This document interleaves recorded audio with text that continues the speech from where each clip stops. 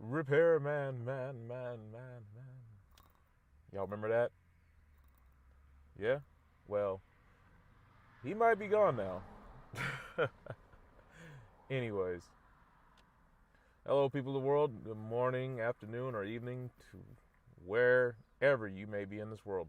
This is your host slash curator, R'Gos Rho of House Scorpio.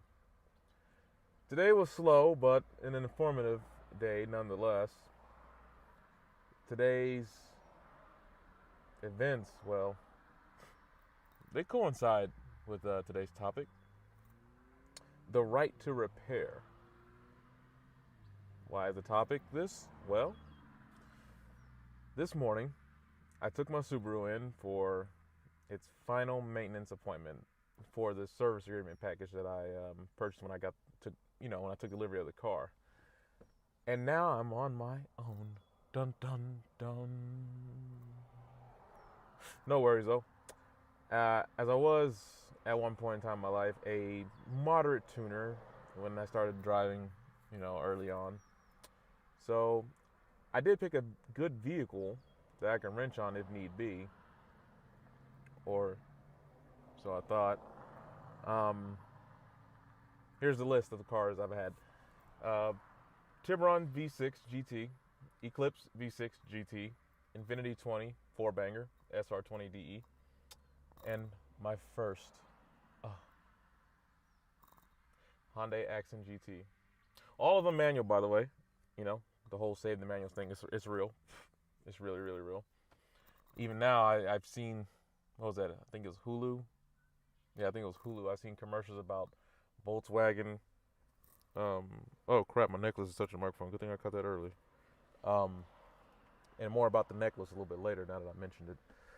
I've seen commercial advertisements for, I guess it's a Jetta. Maybe the I don't know the nomenclature. It might be GLI or something like that. Whatever is the trim that has like the red trim pieces on it. Anyways, manuals are going away, and they actually were promoting manuals like, you can lock your car, bro. It's manual. Nigga, if you don't lock your car, who cares? Yeah, the majority of the Americans can't drive standard, sure.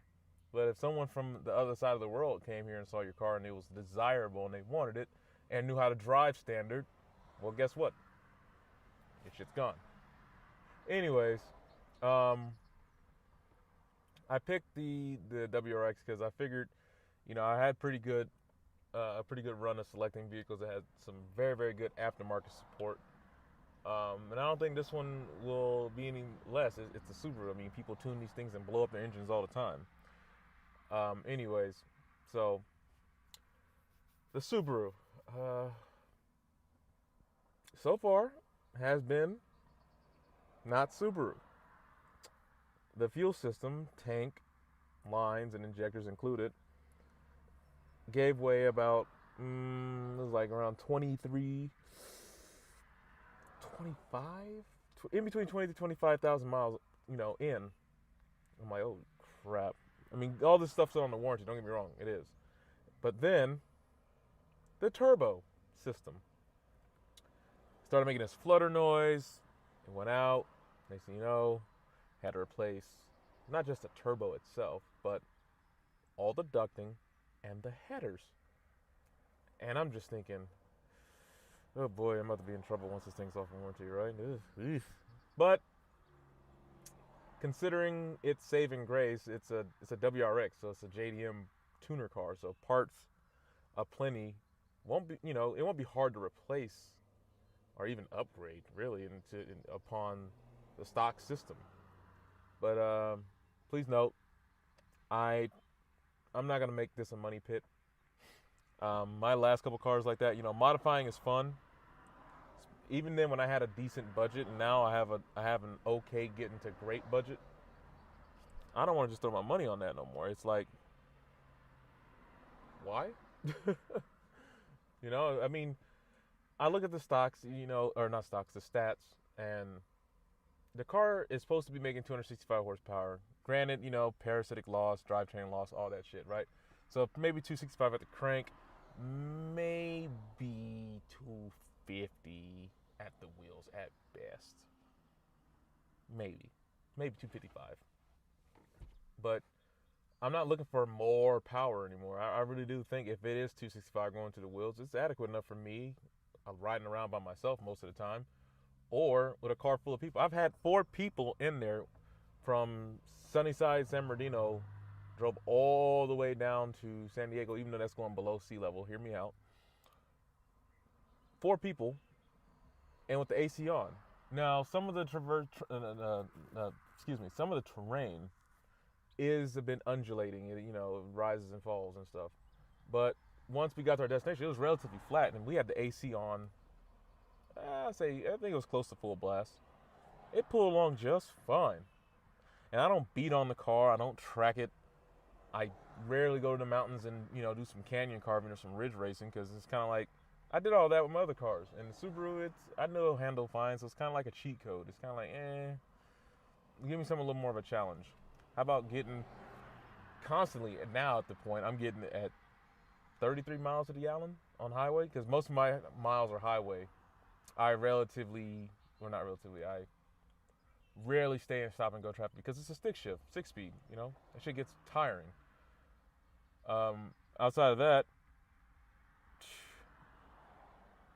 I don't plan on putting any power on, because I've seen horror stories and read horror forums. I guess I can't see a horror. You can see a horror story happen in real time. Yeah, I sound right. Of people blowing their engines, getting ringling failure, whether it be the STI, EJ25, or even the FA20.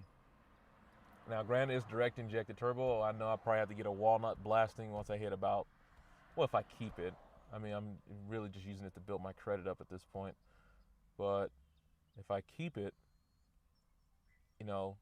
I probably have to get a walnut blasting around 70,000 miles to knock off all that carbon buildup, because it's, like I said, direct injected. But anyways, no plans on boosting power. I'm completely fine with where it's at. It's faster than most, faster than some, slower than anything better than that, and that's okay, because, like I said, I don't think I was ever a horsepower junkie. I know I had one spot of it when I had the Tiburon, when I wanted a supercharger from Alpine on it, but then I was like, 17 grand, or not 17 grand, excuse me, 1700. Nah, and back then I was like 20 at the time. I was working, but I was just like, man, I like actually going places. I don't want to have my car sitting in the shop all day just to get a meager 100 horses off of that. You know what I'm saying? Bump it from 100, was it like a buck 87 from that 2.7 liter to maybe 287. I say let's be fair, 284 at the wheel. That's right, at the wheels, front wheel drive. And I don't even think it had a limited slip differential in front. And knowing Hyundai, they're cheap asses. But it was a good car, and I would buy it again if I could find it. Hell, I'll buy the same yellow one with the sunroof, the GT package with the 5-speed, with the Infinity sound system, all over again. Even though I've had 6-speed now, I would do it again. But anyways, I had a note here for something. Oh, yeah. About the AC. If you got a full carload, don't use AC when you're on a gradient. You've been warned. That's it. Anyways, back to the point of repair. It seems nowadays, and God, I sound old saying that shit, but it is what it is. Nowadays, most of these cars have more electronics in them, so it's like people are fighting for the right to repair them and do what they need to do with them if they plan on keeping these vehicles long term. Certain car companies, I don't have a list with me at the moment, but certain car companies are refusing to let people fix their own cars. Now, granted, not everyone can or should fix their own cars, because they might really mess something up.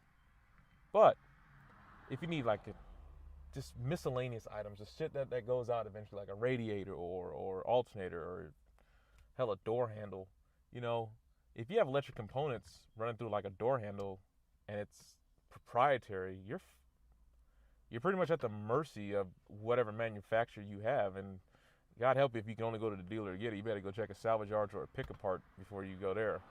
Just my 2 cents on that. But anyways, it leads us to the topic of right to repair. So in the description, you'll see a link to a Wikipedia article, and I finally got Wikipedia working right in notes. Thank you for cooperating today. Electronic rights to repair. The right to repair electronics refers to government legislation that is intended to allow consumers the ability to repair and modify their own consumer electronic devices, where otherwise the manufacturers of such devices require the consumer to use only their offered services or void the product's warranty. Now let's go into the history of this thing. Let's see if can I screen record while I'm doing this? 2 for 1? Let's see here. Oh, cool. I think I'm dual recording. Let me double check. Yes, I'm dual recording. Awesome. Anyways, history. The right to repair concept has generally come from the United States. Wow, I thought that started in Europe. Okay, anyways, within the automotive industry, Massachusetts, really? Well, they do have Boston Dynamic Labs over there. Anyway, passed the United States' first Motor Vehicle Owners' Right to Repair Act in 2012, which required automobile manufacturers to provide the necessary documents. They're in favor of us. Scorpios, see, we have a problem. We jumped to conclusion before we even finished reading the damn thing. They're actually working with us. Cool. Vehicle Owners' Right to Repair Act in 2012, which required automobile manufacturers to provide the necessary documents and information to allow anyone to repair their vehicles. While not passed at the federal level, the major automobile trade organization signed a memorandum to agree to abide by Massachusetts law in all 50 states starting in the 2018 automotive year. I guess they go by fiscal seasons, or not fiscal season, fiscal years, when they make, model numbers. It's like, oh, they're selling a 2016 and 2015 or something like that. I'm guessing here, because it's not really being clear on what an automotive year is, and as you can see, there's no. Oh, I just realized I'm not dual recording either. Huh. Anyways, moving forward, since I realize I'm not screen recording, I'm going to have to let this sit a little bit on the iPhone. They're not really saying what an automotive year is, so I'll have to look that up while I'm talking to you guys and ladies now. Moving forward, inspired by this approach, the Digital Right to Repair Coalition, the DRRC, of whom later changed their title to the Repair Association, TRA, was founded in 2013 to carry the same principles to electronics. I guess that, like Verizon phones, people will modify their stuff. Oh man, that train is loud. I hope it's not getting picked up, but that's part of the charm of this podcast. I do it on the road, anywhere, anytime I feel like I'm ready to record. Moving forward. With consumer electronics becoming increasingly more complex, many electronics manufacturers have instituted systems whereby the only means to repair a device or obtain repair parts would be... He's going to do it again. Just wait, hold on. He's passing through the San Mateo Valley right now. So he's going to... Yep. They usually do it 5 times. There's the 4th one. There must be a crossing. He's getting ready to pass it. I'm waiting for the 5th one.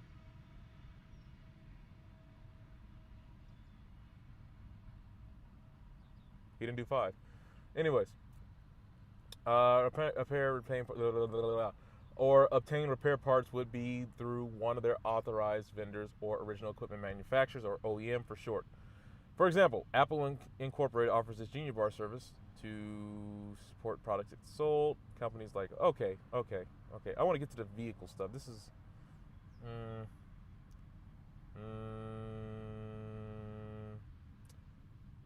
oh wait, hold on. There's something about 2019. Here we go. So far, it's not saying anything about cars, but we'll get to that. I'm just gonna read this last piece since it's the bottom of the list. The Library of Congress, as part of its 3-year review of exemptions to the Digital Millennium Copyright Act, which is the DMCA, as you can see, they didn't really explain what that is. I knew what it was. Approved an exemption in October 2018 that would allow for one to bypass copyright protection mechanisms used in either land vehicles, smartphones, and home applications for the ability to maintain, to make it work in accordance with its original specifications, and any changes to those specifications authorized for that device or system, or repair, restoring the device or system to state of working in accordance with its original specifications, and changes to those specifications authorized for that device or system. Senator Elizabeth Warren in laying out plans for legislation related to agriculture. Yeah, I remember that. That was a big thing about farmers trying to repair their own shit because, you know, they got deadlines to meet and they ain't got time to be sitting out with broken equipment. They need to be able to fix their own shit on land, you know. Agriculture in March 2019 stated their intent to introduce legislation to affirm the right to repair farm equipment, potentially expanding this to other electronic devices. Now let me stop the screen recording. Oh, okay, it wasn't recording anyway. Just take a screenshot then, fine. Whatever.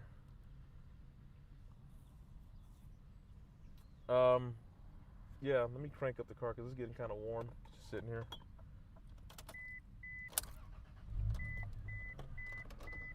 And while the train has a lot of this traffic at bay. So there's going to be a fair bit amount of wind noise. I'll try to do what I can to limit it, but, you know, like I said, it's part of the charm of the podcast. So let's go back to vehicles. The electronic components in my Subaru, though I really didn't get too many amenities, I got heated seats and a sunroof and the Harman Kardon sound system. That's about it as far as creature comforts go. But, you know, I'm just going to pull over here. That's what I'm going to do. I'll pull over right here. There we go. Right now I'm in the truck. And this is a 90... Oh, yeah, I found out that my truck was manufactured in 96, sold as a 97. So it's well over 20 plus years. Or I knew it was over 20 plus years, but it's like old. But I looked at the engine bay and I can work on it. It's basically an Isuzu/Subaru, you know, Fuji Heavy Industries. So it lasted this long. It's at 202,000 miles. So far, I was able to do my own repairs. The brakes, I'm doing the struts next when I get a chance. Probably not in the order that I'm saying it, but I know I got to do the spark plugs. That's about it. Okay, traffic is picking up. Sorry, people. I'm going to have to fire the truck up one more time and move somewhere a little more quiet. Because if you are listening to this on your headset or handset or whatever, I do want to not just blow out your ears. Have some respect to the listener and where you might be listening to this and what you might be listening to this on. I'm going to try to cut in front of the bike. Am I going to make it? No, I'm in the dirt, so low traction. Even if I turn on the 4x4. Actually, yeah, I'm going to turn on the 4x4. That way I can get out the dirt with some traction. Wow, I'm trying to time this good. Everyone wants to start flying right now. Understandable. It's everyone's getting off work. It's 5:44. Oh, the train passed already. Damn it. Okay, I guess I'm gonna have to go right instead of going left. I was trying to get the Harbor Freight, but that might not be possible. That might not be possible. Okay, I'm going for it. Screw it, I'm going for it. Here we go. 3, 2, 1, go, go, go, go. Made it. All right, good job, truck. Good job, good job. I'm gonna roll the windows up. There we go. That should buffet some of the wind and road noise coming through by a fair amount. Yeah. So I was talking about my truck, and it's easy to repair because, you know, vehicles 20 plus years ago were easy. You could just work on them yourself. I mean, Scotty talks about this. Savage Geese talks about this. I'm talking about this. It's just that they've been doing it on YouTube for some time now, but this has been in automotive circles for quite some time, you know. I think it was in 2005 they started putting those black boxes in your car. So, like, all the telemetry data goes into it, so it becomes, a lot of the stuff becomes computerized. And don't get me wrong, I'm not a technophobe. I'm using technology now, but the way that they have designed cars, and I've driven enough vehicles now just from being alive this long, it's like they're right, you know. It's everyone was talking about when I started driving about everything getting automated, electric cars and all this other stuff. Okay, I found a nice little patch of off-road area that I can just pull over and chill out for a moment and talk.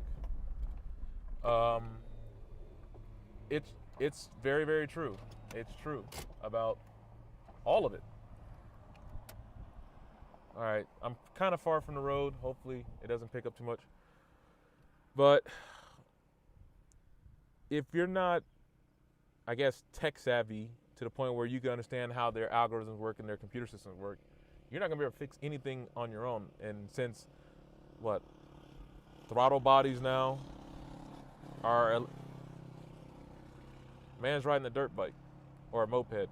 Anyways, throttle bodies are now controlled electronically for emissions controls. A lot of your auxiliary systems. Hell, the Jeep I had a long time ago, it was a Cherokee, had the electronic start-stop, had the heated seats in it, and all of it was through the, oh God, it's a ricer. Here we go. Old man trying to whip it. Old man trying to whip it. And a EG hatchback Honda. It looked like it's a 94 from the way the taillights are designed.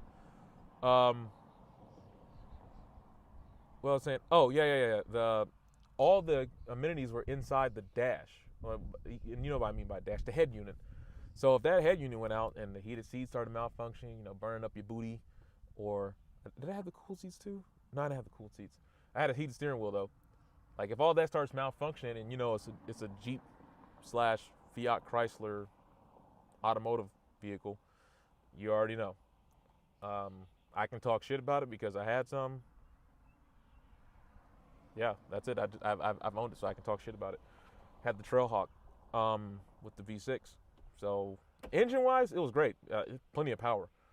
But my point I was making is that a lot of the electronics that are in these vehicles now, you can't really service them yourself. And if you try to, you might muck it up to the point where it costs you even more money to get it fixed than what the problem initially was, showcasing to you.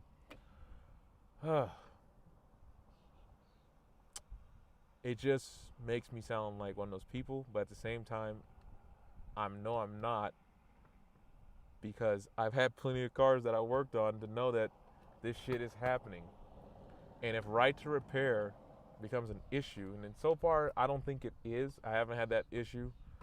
Like I said, I'm still wrenching on one of my vehicles, the truck that I'm sitting in. Hey man, but you might want to find you a good vehicle that you can work on yourself. If you're mechanically savvy or you want to become mechanically savvy, you need to find a vehicle that you can work on. And I'm not knocking Subaru. A lot of their components are somewhat, accessible. You can work on them and it works out fine. Again, most people modify these things and most people blow them up because they don't know what the hell they're doing, or they don't adjust one area after they have modified another, and domino kaboom. But like I was saying, find a vehicle from, I'd say, if you're really okay with it, early 90s forward. I'd say don't go past 2008. Yeah, 2008 seems like a good year to cut it off. You can still find cars. Like I found my Mitsubishi Eclipse. It was a third gen, the one that was a hybrid of the Chrysler, what was it, the Sebring? No, Stratus. They basically had the same platform. And I found it on Craigslist for $3,500. Or did I sell it? No, I found it for $4,500. I sold it for $3,500 when I was done with it. It had 33,000 miles on it, 5-speed. No, it was a slick roof, V6, power windows, power locks, keyless entry.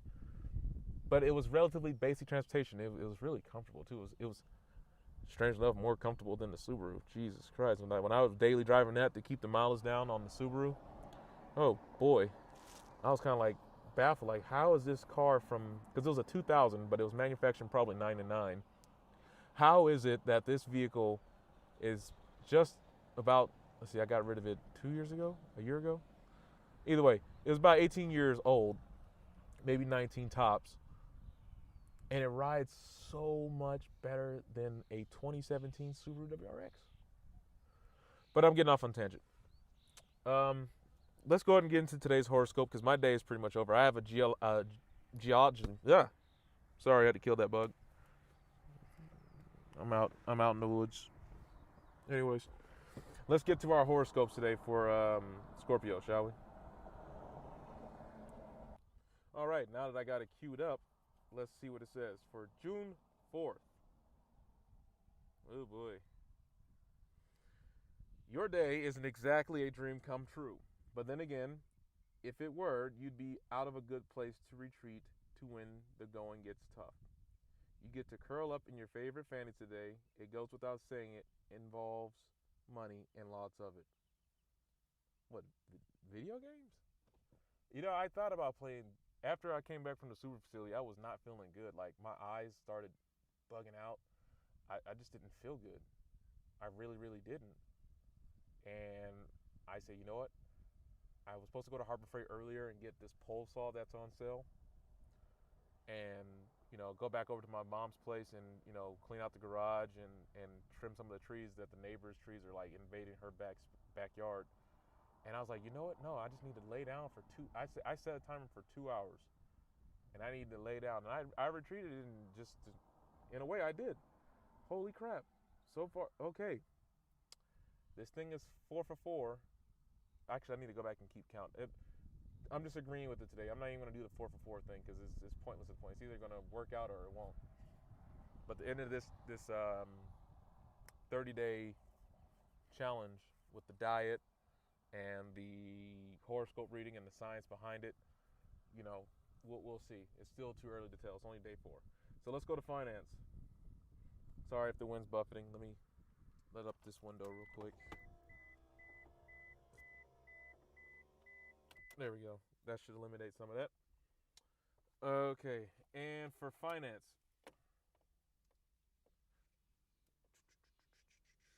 it's loading up. I don't have great signal right here. Come on, AT&T, don't fail me now. Okay, there it goes. Now it's queuing up. Oh wait, that was finance. Oh shit. Okay. Although it didn't cost me any money today to get the thing, it was under warranty. So this one's the actual horoscope. Okay, I hit airplane mode and then I turn off airplane mode to get the horoscope, and then my girlfriend started calling. Hopefully nothing's wrong. I'm gonna finish up this horoscope, and that's pretty much the end of today. Let's see if it matches up. Just because you've made up your mind about a certain person does not mean that you can't change it. Don't close yourself off to the possibility that people can grow, because they can. You have, haven't you? Today, set aside your negative feelings for a person you need to spend time with. Make the best of the situation by thinking the best about this person. Give her or him the benefit of the doubt, and you might be rewarded with a new friend. Well, I did say I have a geology meeting today, so I don't know if this is going to tarnish the astrological read, but we'll see. It starts at 7:30, so we're going to end it here for now, and I'm going to call her back, see what happened.